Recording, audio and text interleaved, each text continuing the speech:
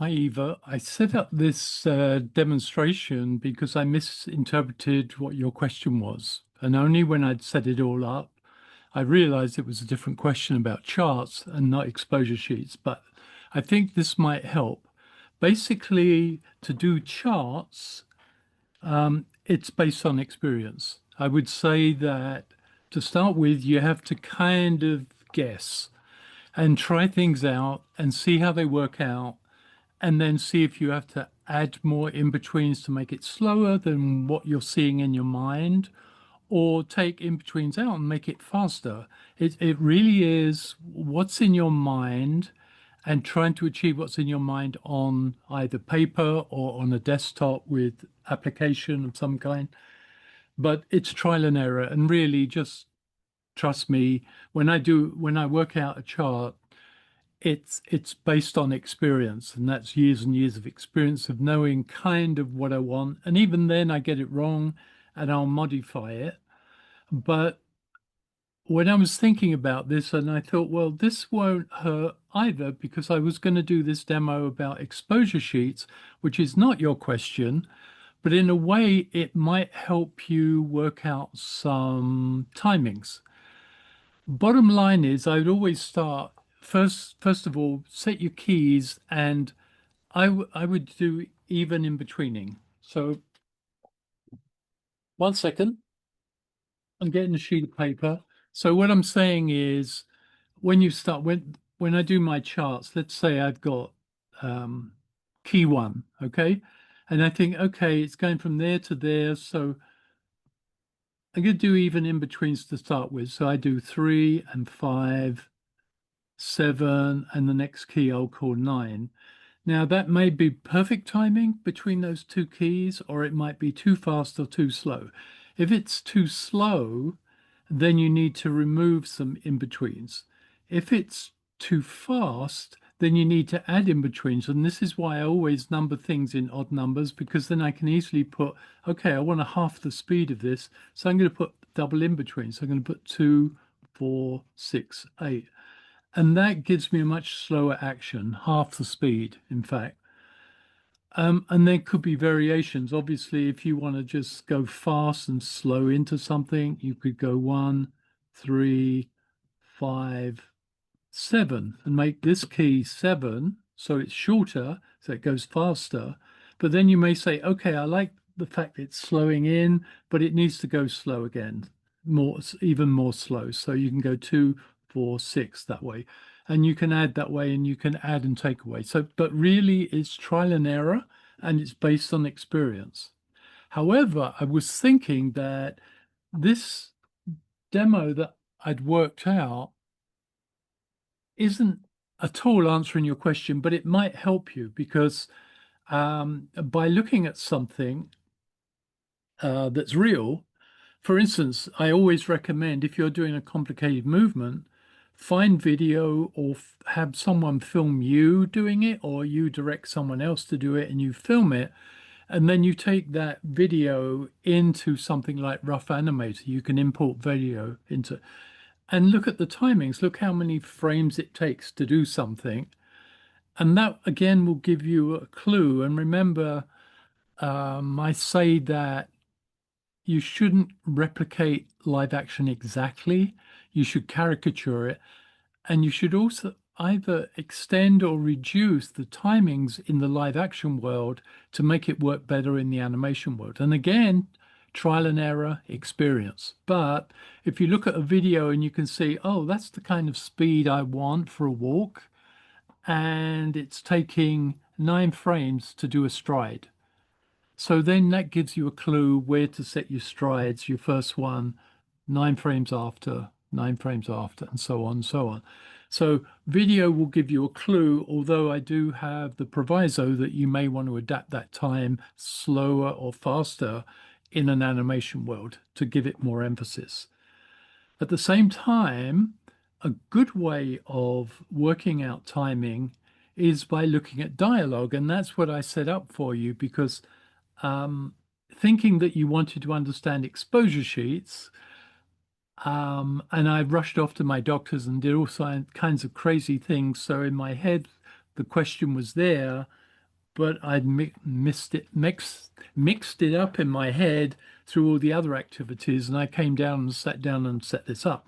But it will help, I think. So in my film that I'm talking about, the Zodiac film, this is the character Gemini, and I haven't inked it in yet. I've just done this is a styling really. But this character is talking some dialogue, some very simple dialogue, and I've only picked a little bit of it. But if you were looking at a film of it, in other words, just this picture and the dialogue, this is what it would look like. My thoughts seem so varied and scattered to me. Okay, so now you've seen what it looks like. You get a feel for the pacing of it. Now you need to know this character is talking those words. So what I did is I separated the audio track from the picture so that I had a pure audio track. And again, this is what that sounds like. My thoughts seem so varied and scattered to me. Okay, so then to get the timings, I imported that audio track into Rough Animator and it showed me the phonetic, I've forgotten what you call it now, but the waveform of the audio. And that's what it looks like. And when I was working from it, I was looking at all these shapes in the waveform and I broke it down into individual words and individual frames. And that's what this looks like.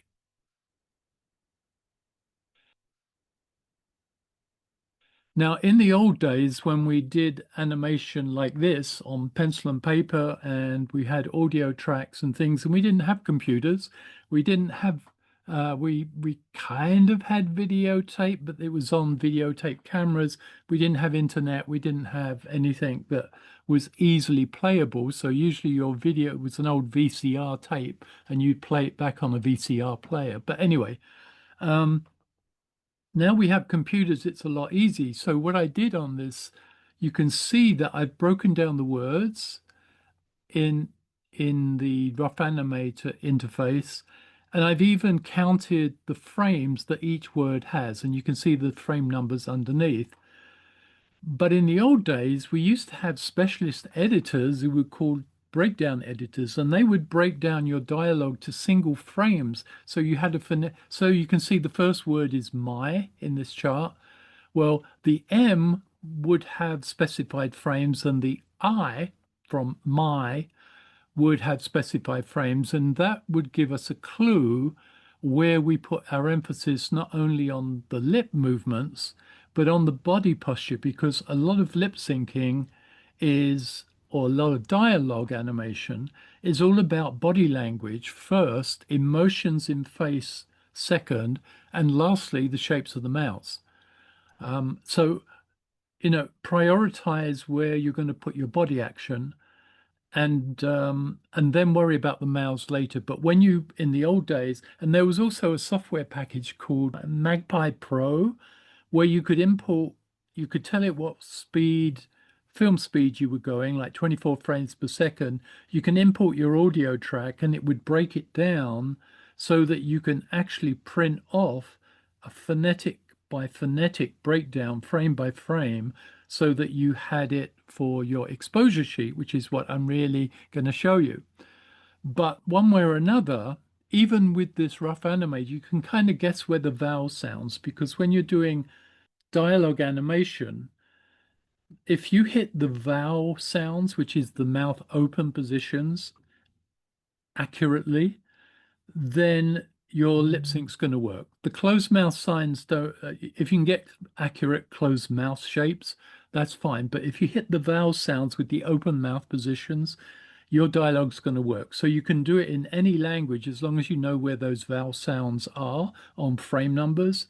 Then, and you hit those with open mouth positions, you're probably going to find your lip sync works.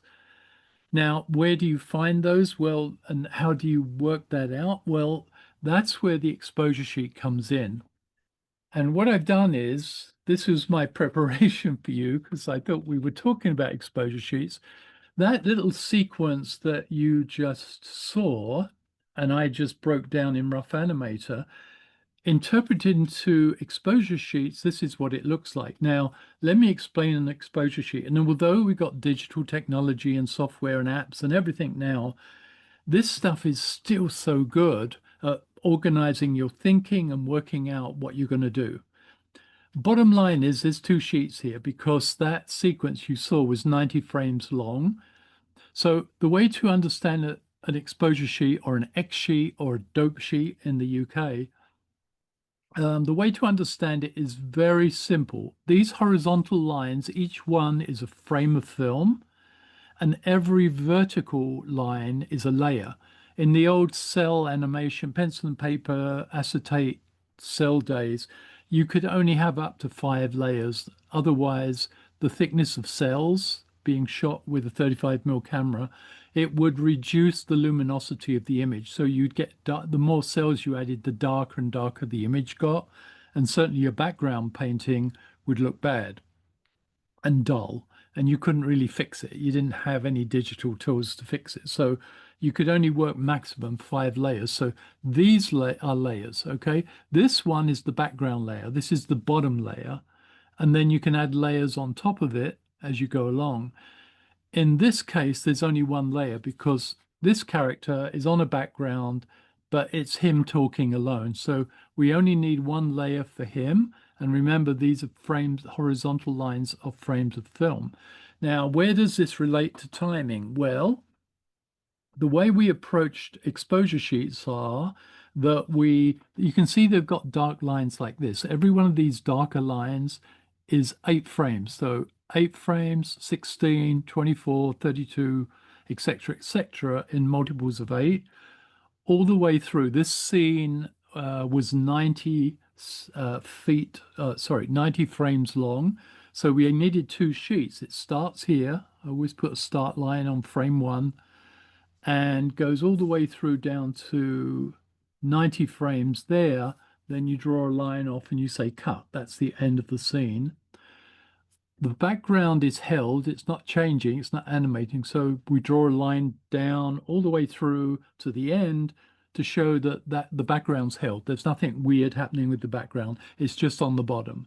And then the animation layer would go on top. So getting on to timing, what I did is I transcribed the timing from Rough Animator to the word where the words are in frames, like one, two, three, four, five. So on frame 5, the M of my starts, and then the rest is I. Thoughts seem so varied, scattered, or whatever it, and scattered to me. Okay, so that's what the character's saying. So I know exactly where each word is going. I can't do the phonetic one because we don't have that sophisticating in Rough Animator. I could probably work it out, but what you really want to know is where are the vowel sounds. So my feeling is the my is going to be around there somewhere, and thoughts or thoughts is going to be around there somewhere. So we can play with this, but that will give me timing in relation to the dialogue and the animatic scene you just looked at. So it begins to give me an idea of timing. Now, in terms of animation, remember I always do things in odd numbers and then can add the in-betweens if I want to. So what we're doing is counting frame numbers on odd numbers. So 3, 5, 7, 9, 11, 13, 15, 17, and I go all the way through.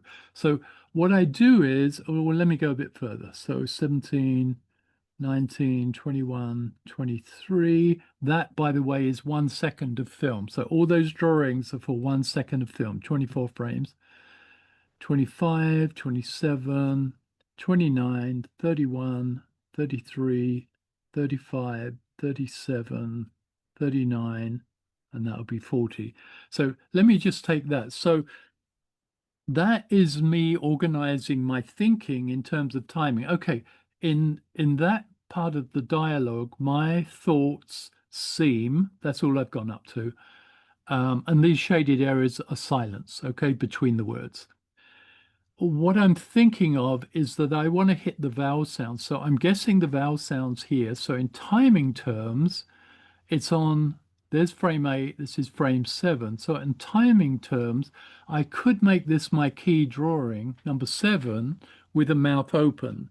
But traditional animators in the past found that if you hit the vowel sounds, the open sounds ahead of the time, ahead of the frame, then you'll get a much more powerful synchronization of sound to picture. So in this case, what I do is I'll make a note to myself here. I want to be ahead of that sound if it's on 7. I'm going to make 5 my key position, okay? My key position, and that's going to be an open mouth. And this column is called action, but um, this is where an animator will make notes for themselves. Open mouth, and then it's going to close, and then thoughts. Let's say this is the O. It's kind of an O open mouth sound. Let's say it's on that frame there, but to anticipate it, I'm going to make 13 my key frame, and that's open there, making notes to myself. And remember, I haven't even done a drawing yet. What I'm thinking, I'm pre-thinking everything, and it's giving me the timing. So I know if I have an open mouth there and open mouth now, I've got those in-betweens to do, and they may be straight, even in-betweens, or I might be slowing in or slowing out of them. But whatever happens, I know these are my crucial key positions because the mouth has to be opened. Similarly with seam, E, this it will probably be E, it'd be around here somewhere, the E, which is an open mouth position. And let's say it was here on this frame here. And I would even risk maybe either making 27 or 29, because that's one frame ahead, or 27, but I would risk going 27. So I know that that's my next open mouth key. Everything else, regardless of body language, body movement, in the mouth, everything here is related to those key positions. So I will probably type, because the body language of a character matches the dialogue they're delivering. And if you're going to emphasize the open mouth sounds, you're going to emphasize the body language, the position of the body to make those sounds more emphasized. Okay. So in other words, and there's a so let's say SO, that will be my key for the O, the open mouth. I would definitely make that. I would probably make this one 39 because this I want to be the S sound, which is a closed mouth sound, shrunken mouth, and this would be my 39, and so on and so on. So it's nothing to do with your question, but this is a method of pre-planning in your head based on a reality you're working with. In this case, it's dialogue, but in your case, it could be act out some dialogue. Sorry, act out some action on video, or look at action on video on YouTube or somewhere, and try to analyze where the frames are for the actions you're trying to recreate, and that will give you ideas for timing. Okay. Sorry, it's a long explanation, and I'm sure it's interesting to you, and I'm sure none of you will ever use exposure sheets. But I wanted to explain to you how we used them in the old days to pre-plan our thinking. And I even have friends at Pixar who used to be Disney 2D animators and are now 3D. I mean, right from way back since Toy Story, and they still do this. They film themselves doing the action, and then they'll get themselves an exposure sheet, and they'll work out, their key poses. They'll film themselves doing various versions or takes of the action they're going to animate, and they'll do it themselves. They'll act it out, and then they'll find the favorite one, and then they'll look at that video and analyze it a bit like this, frame by frame, and work out, okay, that's how many frames I've got. I'm going to put my key here, key there, key there. And then when they're happy with that, they'll either sketch out an animatic and draw key positions and film them, edit them, not with in-betweens, but just with key positions, timed out for that length, timed out for that length. And they'll play that back on the screen and look at it and see if that works for them. And they'll adjust it as they go along until they get something they're really happy with. And only then, which could be a day or two or three later, will they actually get on their computer and start 3D animating. Okay? They already have their character model, but then they'll start blocking out these key positions in a 3D world and see how it works and then evolve it from there. So it's a long and very a tangential answer to your question about timing charts and things like that. But it doesn't hurt for you to know this or anyone to know this because it's a way of pre-thinking. Now, also, nothing to do with timing, but when you're working with an exposure sheet like this, say you've got two characters or a character and some action going on in another part of the scene, and they're interacting but not interlocked, you could actually work it out two characters separately on your exposure sheet, and you know how the keys relate to each other. And it puts down your thinking before you get into multiple, I mean, digital layers can be infinite in digital animation. This allows you to think out things. Okay. So long, convoluted answer, but I'm hoping it will help you get a figure or handle on how to time out. But bottom line is, you just got to keep doing it. You got to make, as I said to you in the live session, you make mistakes and you learn from those mistakes, but it gives you experience and then that carries you on to the next thing. So ultimately, when I do a chart like this and say, okay, I'm going to do a nice slow, it's got to be fast, but I'm going to do a nice slow into the next key. My first guess will be something like this, and I'll try it out and I'll draw it. And then I'll find, do I need to add a little bit more? I need a little bit more cushion in at the end. So I'm going to put an 8 in there in between. That will give me one more and that will slow it down more. Maybe I need more than that. So I'm going to put a 6 in there. So we get a really slow ending to that fast movement. Do you see what I mean? So, but that comes from experience. And, I've been doing it well over 50 years now. So, uh, first shots, I can usually get close, but I can tell you that even now I'm learning, I never get it right every time. I still have to adjust it, and sometimes I have to renumber all my keys because I hadn't even with the even numbers going in, I haven't given myself enough space to get enough in-betweens in a traditional sense, drawings. So I have to renumber these. I have to make it, 17, and this would be 5 and 7 and 9 and 11, and I'd have to rework it all so that I have space to put more in-betweens in. But if I've pre-numbered it and got it wrong, then I have to change all my numbering and do new charts for that. So no easy answer to it, but bottom line, try things, experiment, see how things work, see how they're different when you do different things. And if you use a rigged character, as you can do now, you can try doing some of these slow in, slow outs, just the same action, but do it with less in-betweens, do it with more in-betweens, do it with the slow in, do it with the slow out.